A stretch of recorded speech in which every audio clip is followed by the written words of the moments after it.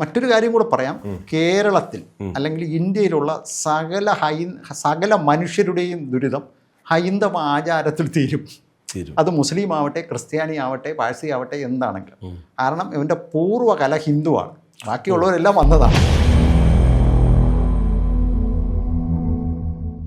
എല്ലാവർക്കും ഈ പരദേവത സങ്കല്പത്തിലൂടെയൊക്കെ പലർക്കും പല സംശയങ്ങളും, പലർക്കും പല രീതിയിലാണ് അവർ അനുഷ്ഠിക്കുന്നത്. എന്തോ ഒരു നെഗറ്റീവ് ഷെയ്ഡിൻ്റെ ബാക്കിൽ നിന്ന് വരുന്നുണ്ട്. എന്തായിരിക്കും അങ്ങനെ ഒരു തോന്നലിന് കാരണം? അല്ല, ഇത് രണ്ട് കാര്യങ്ങളാണ്. ഒന്ന്, ഈ പരദേവതയെ കൃത്യമായി ആചരിക്കാത്തതിൻ്റെ കുഴപ്പം. ഇതിനകത്ത് പറ്റിപ്പോകുന്ന ഒരു തെറ്റെന്ന് പറഞ്ഞാൽ, ഈ പീഠങ്ങളും കലമാൻ കൊമ്പുകളും പീഠങ്ങളിൽ ആചരിച്ചു കൊണ്ടിരിക്കുന്ന ഭഗവാനെ അല്ലെങ്കിൽ ഭഗവതിയെ അല്ലെങ്കിൽ പരദേവതയെ ഇവർ മാറ്റി വിഗ്രഹപ്രതിഷ്ഠകൾ കൊണ്ടുവരികയും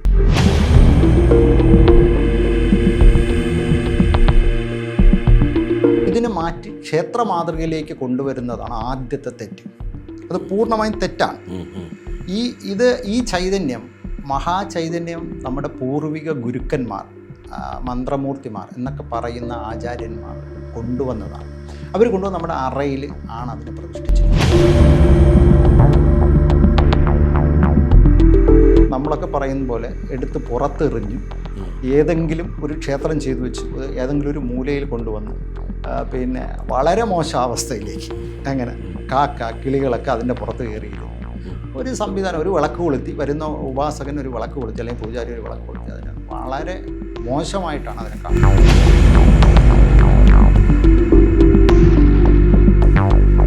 ഇത് യഥാർത്ഥത്തിൽ ഇരിക്കേണ്ടത് ഇതിനകത്താണ്. കാരണം ഈ മന്ത്രമൂർത്തിയുടെ അല്ലെങ്കിൽ ഈ ഉപാസകൻ്റെ ജീവകലയാണ് അവിടെ ഇരിക്കുന്ന ഭദ്രകാളിയാവട്ടെ, ശാസ്താവാകട്ടെ, തമ്പുരാനാവട്ടെ, ദുർഗയാവട്ടെ, ഏതാണെങ്കിലും ഈ ദേവത അകത്തിരുന്നാൽ മാത്രമേ ഇതിന് ആ കുടുംബക്കാരെ അനുഗ്രഹിക്കാൻ കഴിയൂ. തന്ത്രി പ്രതിഷ്ഠിച്ചാൽ തന്ത്രിയുടെ കുടുംബക്കാർക്ക് അനുഗ്രഹം കിട്ടും.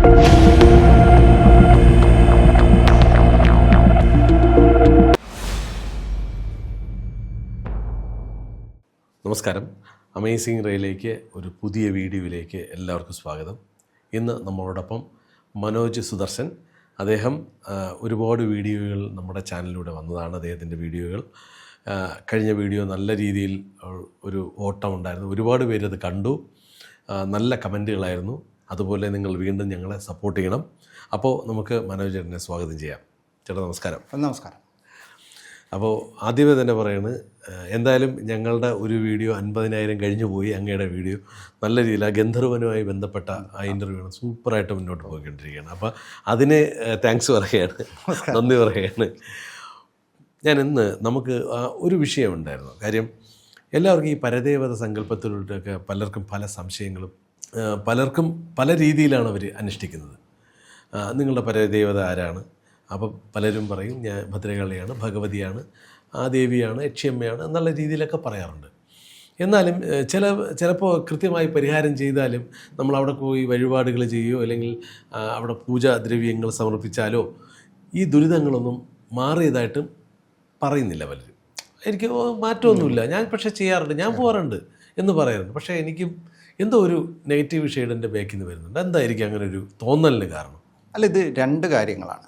ഒന്ന്, ഈ പരദേവതയെ കൃത്യമായി ആചരിക്കാത്തതിൻ്റെ കുഴപ്പമാണ്. കാരണം ഇന്നിപ്പോൾ ഒരു പരദേവതാ ക്ഷേത്രം, ഒരു കുടുംബക്ഷേത്രം, നമ്മുടെ ഈ ഭാഗത്ത് തെക്കതുകളെന്ന് പറയും, വടക്കൻ മലബാർ കുട്ടിലുകളെന്ന് പറയും. പിന്നെ നമ്മൾ ചിലർ പരദേവത ക്ഷേത്രമായി തന്നെ പ്രതിഷ്ഠിക്കും.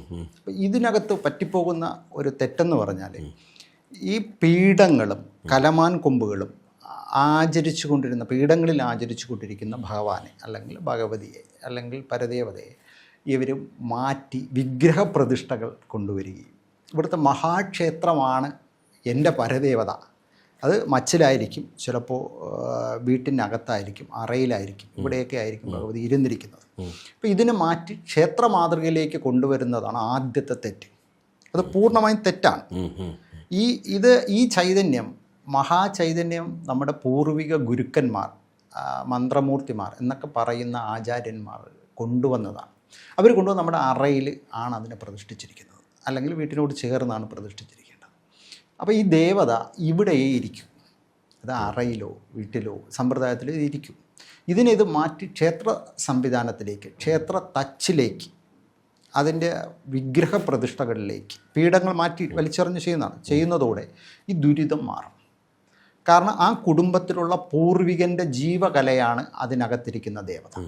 പുറത്തുനിന്ന് തന്ത്രി വന്ന് പ്രതിഷ്ഠ നടത്തുന്നതോടുകൂടി തന്ത്രിയുടെ ജീവകല അവിടെ പ്രതിഷ്ഠിക്കപ്പെടും. ഇതാണ് ഇതിന് മെയിൻ കാരണം.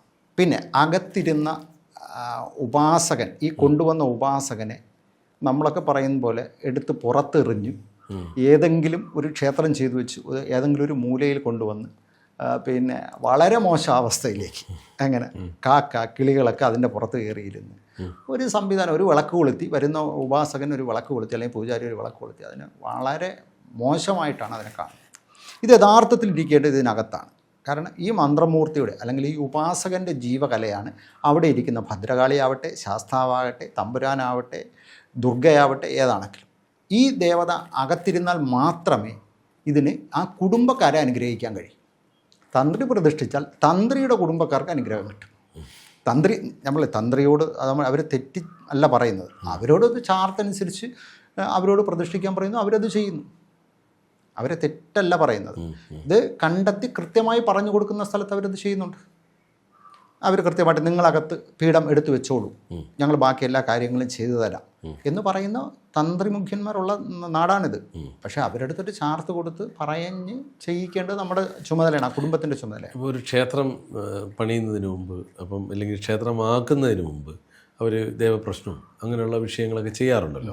അപ്പോൾ അതിൽ തെളിയുന്ന കാര്യങ്ങളായിരിക്കുമല്ലോ അവിടെ ഈ കുടുംബക്ഷേത്രം ഇല്ലെങ്കിൽ ഈ പറഞ്ഞ പരദേവത തെക്ക് സങ്കല്പത്തിനെയൊക്കെ ക്ഷേത്രങ്ങളിലേക്ക് മാറ്റണമെങ്കിലും അത്തരത്തിലൊരു ദേവൻ്റെ ഹിതമനുസരിച്ചായിരിക്കുമല്ലോ. അല്ല, ഈ നമ്മുടെ വരുന്ന പ്രശ്നക്കാരൻ, പല പ്രശ്നക്കാരുടെയും തെറ്റാണ്. അവർ അറിഞ്ഞുകൊണ്ടല്ല. അവരിവിടെ വന്നു കഴിഞ്ഞാൽ ഈ ഇരിക്കുന്ന കുടുംബത്തിന് വളരെ സാമ്പത്തിക അഭിവൃദ്ധിയൊക്കെ ഉണ്ടാകുന്ന നോക്കിയാൽ ഉടനെ അവരത് ക്ഷേത്രത്തിലേക്ക് മാറ്റിക്കോളാൻ പറയും. ഈ ദേവത പൂർവ്വ ആചാരപ്രകാരം വീട്ടിൻ്റെ മച്ചിലോ വീട്ടിൻ്റെ ഒരു റൂമിലോ ആണ് വെച്ചിട്ടുണ്ടെങ്കിൽ അത് ഒരിക്കലും അവിടെ നിന്ന് മാറില്ല. കാരണം അതിന് ഉദാഹരണമാണ് നമ്മുടെ പോർക്കലി സമ്പ്രദായത്തിൽ ഇപ്പോൾ പ്രതിഷ്ഠിച്ചിട്ടുണ്ട് മൃദംഗ ശൈലീശ്വരി. അവിടെ അവർക്ക് വേണമെങ്കിൽ അവിടെ ഒരു ക്ഷേത്രം കെട്ടി പ്രതിഷ്ഠിക്കാം പോർക്കലിയെ. പക്ഷെ അവിടെ ഒരു അറ സങ്കല്പത്തിലാണ് അത് പ്രതിഷ്ഠിച്ചിരിക്കുന്നത്. അവിടെ കണ്ണാടി മുമ്പാ വെച്ചിരിക്കുന്നത്. അതൊരു വീട് സങ്കല്പത്തിലാണ് അതിനെ ചെയ്തിരിക്കുന്നത്. എന്ത് വേണം അവർക്ക് ചെയ്യാം, അത്രയ്ക്കുള്ള ധനമുള്ളവരാണ്. അപ്പോൾ അവിടെ വന്ന ജ്യോത്സ്യൻ്റെയും അവിടെയുള്ള ആ ക്ഷേത്ര സംവിധാനം നടത്തിപ്പുകാരുടെയും അറിവാണ് അതിൻ്റെ കാരണം. ഇതിപ്പോൾ നമ്മൾ ചെയ്യേണ്ടത്, നമ്മുടെ പരദേവത വന്നു കഴിഞ്ഞാൽ ഈ പറയുന്ന മന്ത്രമൂർത്തി ഗുരു മന്ത്രമൂർത്തി, നമ്മുടെ ഇവിടെ മന്ത്രമൂർത്തി എന്നാ പറയുന്നത്, ആ ഗുരു ഈ സമ്പ്രദായത്തെ ദേവിയോടൊപ്പം അല്ലെങ്കിൽ ദേവനോടൊപ്പമാണ് ഇരുത്തേണ്ടത്. അത് പീഠസങ്കല്പത്തിലിരിക്കുന്ന ദേവതയെ ഒരിക്കലും ക്ഷേത്ര സങ്കല്പത്തിലേക്ക് മാറ്റരുത്, അല്ലെങ്കിൽ വിഗ്രഹ സങ്കല്പത്തിലേക്ക് മാറ്റരുത്. ഇരിക്കുന്ന പഴയ പീഠങ്ങളൊന്നും ഒഴിവാക്കരുത്. അതിനെയൊക്കെ കേടുപാടുകളുണ്ടെങ്കിൽ അതിനെ വൃത്തിയാക്കി പുനഃപ്രതിഷ്ഠ നടത്തുക. ഈ പ്രതിഷ്ഠിക്കാൻ കയറുന്ന സമയം ഈ കുടുംബത്തിനകത്തുള്ള 1-2 പേര് തന്നെയാണ് ഇത് ചെയ്യേണ്ടത്. വെളിയിൽ നിന്ന്. കാരണം വെളിയിലുള്ളപ്പോൾ ഞാൻ വന്ന് പ്രതിഷ്ഠിച്ചാൽ എൻ്റെ ജീവകലയിലെ അവിടെ പ്രതിഷ്ഠിക്കുന്നത്. ഇത് ചുമ്മാ ഇതൊരു ചെറിയ കളിയല്ല ഈ പ്രതിഷ്ഠ എന്ന് പറയുന്നത്. അതിന് വളരെ സിസ്റ്റമായിട്ട് ഹൈന്ദവർ ചെയ്തു വെച്ചിരിക്കുന്നതാണ്. അപ്പോൾ നമ്മൾ എന്ത് ചെയ്യുക? അപ്പോൾ നമുക്കറിയില്ല. നമ്മൾ നല്ലൊരു ആചാര്യനെ, നല്ലൊരു തന്ത്രിയെ കണ്ടെത്തി അദ്ദേഹത്തിനോട് പറയുക, ഇങ്ങനെയാണ് ഇരിക്കുന്നത്, ഇവിടെ പീഠ സമ്പ്രദായത്തിലാണ് ഇരിക്കുന്നത്. അപ്പോൾ ആ പീഠത്തിലേക്ക് തന്ത്രി പറയും, അറിയുന്നുള്ളവരാണെങ്കിൽ പറയും അങ്ങനെ ചെയ്യേണ്ടെന്ന് പറയില്ല, ഞാൻ ബാക്കി കാര്യങ്ങളെല്ലാം കറക്റ്റ് ചെയ്ത് തരാം, എൻ്റെ ദോഷപരിഹാരങ്ങളെല്ലാം ഞാൻ ചെയ്തു തരാം, നിങ്ങൾ കയറി പ്രതിഷ്ഠിച്ചോളൂ. പ്രതിഷ്ഠിക്കുക എന്ന് വെച്ചാൽ എടുത്ത് വെക്കുന്ന ഒരു സമ്പ്രദായം. അപ്പോൾ അവരുടെ ജീവനാണ് അവിടെ പ്രതിഷ്ഠിക്കപ്പെടുന്നത്, അവരുടെ പൂർവികൻ്റെ ജീവനാണ് അവിടെ ഇരിക്കുന്നത്. അപ്പോൾ ഇവരാണ് പ്രതിഷ്ഠിക്കേണ്ടത്. അങ്ങനെ ചെയ്യുന്ന ക്ഷേത്രങ്ങളിൽ ഒന്നും ഒരു കുഴപ്പവും ഉണ്ടാവില്ല. ഇതൊരു തെക്കത് കണ്ടാൽ അവിടെ ഉടനെ പൊളിച്ചു കളഞ്ഞ് ക്ഷേത്രമാക്കി അതിനെ കുളമാക്കി. ഈ ക്ഷേത്രമാക്കുന്നതിന് പിന്നിൽ എന്തെങ്കിലും ഒരു ബിസിനസ് താല്പര്യമല്ലോ ഉണ്ടോ? അതിപ്പോൾ സ്വാഭാവികമായിട്ട് ഇപ്പോൾ ഹൈന്ദവർ മറ്റൊരവസ്ഥയിലേക്ക് ചിന്തിക്കപ്പെടുന്നു. പിന്നെ ആ ഒരു അവസ്ഥയിലേക്ക് ചിന്തിക്കുമ്പോൾ ചില സാമ്പത്തിക സ്രോതസ്, ഒരു സമ്പന്നൻ മുമ്പിൽ വരുമ്പോൾ ഒരു ഇതെല്ലാം ഒരു ടീമാണല്ലോ, അവർക്ക് ഇതൊന്ന് ക്ഷേത്രമാക്കാം. ഈ വരുന്ന ആളിനും എൻ്റെയും ചിന്ത എന്തെന്നറിയോ, എൻ്റെ ക്ഷേത്രം ഗുരുവായൂർ പോലെ ആക്കണം, അല്ലെങ്കിൽ ആറ്റുകാൽ പോലെ ആവണം. അത് ഒന്നും തെറ്റില്ല. പക്ഷേ ഈ കലയെ നിലനിർത്തിക്കൊണ്ട് ക്ഷേത്ര മാതൃകയാവാം, തച്ചിൽ ക്ഷേത്ര മാതൃകയാവാം. പക്ഷെ അകത്തിരിക്കുന്ന പ്രതിഷ്ഠകളും സമ്പ്രദായങ്ങളും എല്ലാം പീഠപ്രതിഷ്ഠയാണ് ആദ്യം ചെയ്തിരിക്കുകയാണെങ്കിൽ അത് തന്നെ തുടരണം. ഈ ക്ഷേത്രമാകുമ്പോൾ അതിന് കണക്കുകളുണ്ടോ? കണക്കല്ല, അതാണ് ഇതിൻ്റെ കണക്കുകളിലേക്ക് ടച്ച് കറക്റ്റ് പാലിച്ചോ, ക്ഷേത്രത്തിൻ്റെ മോഡലാക്കിക്കോ. പക്ഷേ അകത്ത് പ്രതിഷ്ഠിക്കേണ്ടത് അവിടെ പൂർവ്വാചാരം എങ്ങനെയാണ്, ആദ്യം കൊണ്ടുവന്ന ഗുരുനാഥൻ, ആ ഗുരുനാഥനാണ് ആദ്യം ഒരിടത്ത് പുറത്തെറിയുന്നത്. ഇപ്പോൾ പിഴച്ചു. കാരണം ആ ജീവകലയാണ് അവിടെ ഇരിക്കുന്ന ദേവത. പൂർവ്വ ആചരിച്ച് വന്ന ജീവകലയാണ് അവിടെ ഇരിക്കുന്ന ദേവത. ആ ജീവകല അവിടെ മാറ്റപ്പെടുന്നതോടുകൂടി ആ കുടുംബത്തിന് ദുരിതം വലിച്ചു വരിക്കുന്നു. വഴി കിടക്കുന്ന ദുരിതത്തെ ഒരു പൈസ കൊടുത്ത് വീട്ടിനകത്ത് പിടിച്ചുകൊണ്ട് വരും. അത്രയാണ്. അതുകൊണ്ടാണ് ഇപ്പം ഈ ഏത് ദേവതയായിരുന്നാലും നമുക്ക് മറ്റേ ക്ഷേത്രത്തിൻ്റെ രീതിയിൽ തന്നെ ചെയ്യണമെന്ന് പറഞ്ഞു. അപ്പോൾ പീഠമാണെങ്കിൽ ഇത്രയും വലിയ ഗോപുരങ്ങളോ ഒന്നും വേണ്ടി വരില്ല. അല്ല, ഞാൻ പറഞ്ഞില്ലേ, ഇതിപ്പോൾ ആദ്യം ആലോചിക്കേണ്ടത് നമ്മുടെ വീട്ടിൽ ഈ ദേവത പണ്ട് എങ്ങനെയാണ് ഇരുന്നത്, പൂർവികരെങ്ങനെ വെച്ചിരുന്നു എന്ന് നോക്കണം. ആ നോക്കിയിട്ട് പഴയ ആൾക്കാർക്ക് അറിയാമായിരിക്കും ഇതിൻ്റെതാണ്. അതിൻ്റെ കണക്കിന് ഈ തച്ച് ശരിയാക്കണം. വീട്ടിനകത്താണ്ടിരുന്നെങ്കിൽ ആ സമ്പ്രദായത്തിൽ ചെയ്യണം. അതിനെ ക്ഷേത്ര സമ്പ്രദായത്തിലേക്ക് മാറ്റരുത്. മാറ്റിയാൽ പ്രശ്നമാണ്. അത് നമ്മുടെ കുടുംബത്തിനകത്ത് വലിയ ക്ഷേത്രമാക്കി മാറ്റാം. ഈ സമ്പ്രദായത്തിൽ നിലനിർത്തിക്കൊണ്ട് നിങ്ങൾ ആചാരങ്ങൾ, പഴയ ആചാരം, പൂർവിക ആചാരം കൂടെ നിലനിർത്തിക്കൊണ്ട് മറ്റ് സമ്പ്രദായങ്ങളും കൂടെ കുറേശ്ശെ കൊണ്ടുവരാം. അതേപറ്റി പൂർണ്ണമായി ഇതെടുത്ത് മാറ്റപ്പെടുകയാണിത്. ഞാൻ പറയില്ലേ, കുടുംബക്ഷേത്രങ്ങൾ നമ്മൾ പറയുന്നത് ഗ്രാമക്ഷേത്രത്തിലോ അല്ലെങ്കിൽ മഹാക്ഷേത്രങ്ങളുടെയോ കാര്യമല്ല പറയുന്നത്. കുടുംബക്ഷേത്രത്തിൽ ഇരിക്കുന്ന പരദേവതയോടൊപ്പം ഇരിക്കുന്ന ഗുരുക്കന്മാർ, മന്ത്രമൂർത്തിമാർ, പൂർവിക ആചരിച്ചു കൊണ്ടുവന്ന അതിന് പേരുകൾ ചിലപ്പം അറവല അപ്പൂപ്പൻ, പിന്നെ പല പല പേരുകളായിരിക്കും. ആ പേരിന് ചിലപ്പോൾ സൗന്ദര്യമൊന്നും കാണില്ല. അങ്ങനെ ഈ സൗന്ദര്യം കുറഞ്ഞതുകൊണ്ട് ഇതിനെ പ്രേതകലയാണ് എന്ന് പറഞ്ഞ് മാറ്റരുത്. ഇത് ദേവകലയാണ്. കാരണം ഒരു ദേവതയെ ആചരിച്ച് സിദ്ധനായി സിദ്ധി വരുത്തി അദ്ദേഹത്തിൻ്റെ ജീവകല കൊടുത്ത് ആണ് ഈ ദേവതയെ ഇരുത്തിയിരിക്കുന്നത്. അപ്പോൾ അത് പ്രേതകലയല്ല, അത് ദേവകലയാണ്. ദേവകലയിൽ ലയിച്ച ആത്മാവാണ്. അപ്പോൾ അതിനാണ്. ഇതാരാണ് ഇങ്ങനെ പ്രേതകല എന്ന്? അല്ല, ജ്യോതിഷന്മാരുടെ നമ്മൾ പിന്നെ ചാർട്ടുകൾ എടുത്താൽ നമുക്ക് കൃത്യമായി, അല്ല ജ്യോതിഷന്മാരുടെ എന്നെ മന്ത്രമൂർത്തി എന്നുള്ള പ്രേതകലയുണ്ട്. അത് അവർ പഠിച്ചു വന്നതാണ്. പക്ഷെ നമ്മൾ കുടുംബക്കാർ മനസ്സിലാക്കേണ്ടത് ഇത് പ്രേതകലയല്ല. ഇവിടെ ഇരിക്കുന്ന ഭദ്രകാളിയാവട്ടെ, ശിവനാവട്ടെ, ശാസ്താവട്ടെ, ഏത് ദേവതയാകട്ടോ, ഈ ദേവതയെ കൊണ്ടുവന്ന ആളിൻ്റെ ജീവകലയാണ് ഈ ഇരിക്കുന്ന ദേവതയിൽ ആക്ട് ചെയ്തുകൊണ്ടിരിക്കുന്നത്. നമ്മൾ അതൊരു വലിയ സംഭവം, ഇതൊരു ചെറിയ കാര്യമല്ല. ഇത് നിർഗുണ പരബ്രഹ്മവും സൽഗുണ പരബ്രഹ്മവും എന്നൊക്കെ പറഞ്ഞ് വളരെ വലിയ രീതിയിൽ സംസാരിക്കേണ്ട ഒരു വിഷയമാണ്. വലിയ സബ്ജക്റ്റാണ്. ഇതൊരു ചെറിയ സബ്ജക്റ്റ് അല്ല. നമ്മുടെ ഹിന്ദുക്കൾ അത്രത്തോളം ഹൈന്ദവത്തിൽ തീരാത്തൊരു ദുരിതമില്ല. മറ്റൊരു കാര്യം കൂടെ പറയാം. കേരളത്തിൽ അല്ലെങ്കിൽ ഇന്ത്യയിലുള്ള സകല മനുഷ്യരുടെയും ദുരിതം ഹൈന്ദവ ആചാരത്തിൽ തീരും. അത് മുസ്ലിം ആവട്ടെ, ക്രിസ്ത്യാനി ആവട്ടെ, പാഴ്സി ആവട്ടെ, എന്താണെങ്കിലും. കാരണം ഇവൻ്റെ പൂർവ്വകല ഹിന്ദുവാണ്. ബാക്കിയുള്ളവരെല്ലാം വന്നതാണ്. അപ്പോൾ ഇവൻ്റെ ദുരിതം തീരണമെങ്കിൽ അവൻ ഹിന്ദുവിനെ ആശ്രയിച്ച് പറ്റും. ഇപ്പം അങ്ങനെയാണെങ്കിൽ ഒരു സംശയമാണ്. ഇപ്പം ഇവിടെ നിന്ന് മതം മാറി ഇസ്ലാമോ ക്രിസ്ത്യാനിയോ ആയെന്ന് വെച്ചോ, അപ്പോൾ ഇവർക്കൊരു പൂർവീകത്വം ഉണ്ടാവുമല്ലോ, ഒരു തെക്കതോ അല്ലെങ്കിൽ എന്തെങ്കിലും പരദേവതയൊക്കെ ഉണ്ടാവുമല്ലോ. പക്ഷേ അവരൊക്കെ നല്ല രീതിയിലാണ് ജീവിക്കുന്നത്, ബിസിനസ് ചെയ്ത് ജീവിക്കുന്നു, അല്ലെ പോകുന്നു. അത് നോക്കുന്നില്ലല്ലോ. അല്ല, അത് ശ്രദ്ധിക്കേണ്ട കാര്യമാണ്. നമ്മൾ ഈ പ്രത്യക്ഷത്തിൽ ചില കുടുംബങ്ങൾ നമ്മൾ നോക്കാറുണ്ട്. വളരെ ഭംഗിയായി, പുറത്ത് വളരെ ഭംഗിയായിരിക്കും, അതിനകത്ത് ഡൈവേഴ്സ്, പിന്നെ മഹാരോഗങ്ങൾ, ദുരിതങ്ങൾ, ഡെയിലി നിത്യം ആശുപത്രിവാസം, ഇത് ഇവർക്കുണ്ട്. നമ്മൾ പുറത്തുനിന്ന് നോക്കുന്നതാണ് വളരെ എല്ലാം ഭദ്രമാണെന്നുള്ളത്. കേരളത്തിൽ അല്ലെങ്കിൽ ഇന്ത്യയിൽ ജനിച്ച സകല മനുഷ്യരും വന്നവരല്ല, കൃത്യമായിട്ട് ഞാൻ പറയാം, ഇവിടെ ജനിച്ചു വളർന്ന പൂർവിക ആചാരമുള്ള സകലവരുടെയും പൂർവ്വ വിധാനം കറക്റ്റ് ചെയ്യുക. ഒരു ക്രിസ്ത്യാനിയോ മുസ്ലിമോ നമ്മുടെ മതത്തിലേക്ക് വന്ന ആചാരം സ്വീകരിച്ചാൽ അവരെ മാറ്റി നിർത്തുകയല്ല ചെയ്യേണ്ടത്. അവർക്ക് അത് നമ്മുടെ ആചാരത്തിലൂടെയാണ് ചെയ്യേണ്ടത്. കാരണം അവരുടെ പൂർവികരെല്ലാം ഹൈന്ദവ. ഇത് 7 തലമുറ അല്ലെങ്കിൽ 16 തലമുറ ഒക്കെ ഇതിനെ പറയുന്നുണ്ട്. അപ്പോൾ അവർ നമ്മൾ മാറ്റി നിർത്തലല്ല, നമ്മുടെ ആചാരത്തിലേക്ക് കൊണ്ടുവരികയാണ് ചെയ്യേണ്ടത്. തീർച്ചയായിട്ടും അങ്ങനെ ഒരു സംഭവം നടക്കട്ടെ. അല്ല, നടക്കട്ടെ എന്ന് നമുക്ക് പറയാനേ പറ്റുള്ളൂ.